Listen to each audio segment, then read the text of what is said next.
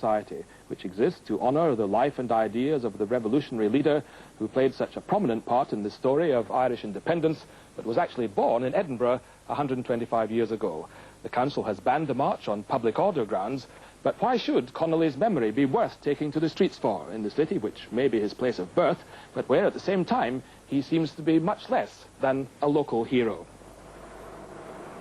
A signatory of the Irish Declaration of Independence, the Scottish socialist James Connolly was executed here in Dublin's Kilmainham jail, having been one of the leaders of the 1916 rebellion against British rule in Ireland. Connolly is remembered all over the city where he died. The main railway station is named after him, and recently Dublin City Council held a competition to design a statue in his honour. So why is Connolly's memory so important in Ireland? James Connolly was the most central figure, not only in Ireland, but in the UK or in the English-speaking world, in the trade union and labour movement at the beginning of this century. His dominance, his control, his direction is something which we still live with today. At Dublin's Connolly bookshop, just off O'Connell Street, that message is reinforced. The shop's manager rejects any attempts to link Connolly with the present-day IRA. One of his primary points was that not a shot should be fired in Ulster, that the struggle in the north should take a different form, and he was always in favour of the unity of Protestant Catholic workers. And he also was an industrial trade union organiser in Belfast, and he united the dock workers and led them on a massive strike in 1907. In Edinburgh, the contrast with Dublin couldn't be more marked. Even many of Connolly's admirers are unaware that he was born in the city, and he is commemorated by a single unimpressive plaque at his birthplace in the Cowgate district. I think there should be a statue to him.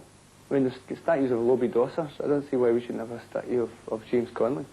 I think in Edinburgh, in the Cowgate, last time I was there was a wee plaque about this size, hidden up close, or under a bridge actually, and it had been vandalised. But I think we should know a lot more about him, and I think kids in school should get more Scottish history about people like James Connolly. It was in 1991 that the James Connolly Society last tried to march in Edinburgh, but violence broke out following clashes with anti-IRA counter-demonstrators. Fear that these incidents would recur has led the Labour-controlled Lothian region to ban the 125th anniversary march on police advice, a decision backed by all parties on the council. The report which we had from the Chief Constable on the subject was very much on the basis that if the march was to go ahead, there would be, first of all, a serious threat to public disorder in the centre of Edinburgh, and secondly, that there would be an increase in religious intolerance in the city. Now, these are both things that we want to avoid. The marchers claim that the region's fears are exaggerated, and despite the ban, they are determined to hold a public commemoration of their hero's birth. I live in Edinburgh, close to the Cowgate, and when I go through there, I think about James Connolly. He's somebody who gives you hope that there will be, at some point, a settlement in Ireland. He set out the route that we could take to find a settlement. This is something that I think all people, Irish and Scottish and British people, have got an interest in solving. And I think there would be a lot of people, socialists, Republicans, nationalists, Scottish, Irish people, women, black people, who would wish to be on that march and would like to honour Connolly. And I hope that the council is listening. However, those opposed to the march are equally determined to stop it happening. In 1991, on the occasion when a march was last allowed by Lothian Regional Council, the marchers were accompanied by pit bull terriers. The cries of "Aye, aye, IRA" punctuated the air. They sang pro-IRA songs. They challenged onlookers and counter-demonstrators to fight. It's time we nailed this particular lie. This march is not peaceful in intent. It is provocative and inflammatory in intent. It's here in the Cowgate this Saturday that any confrontation between the two sides will occur. Dubliners will no doubt find the whole controversy difficult to understand.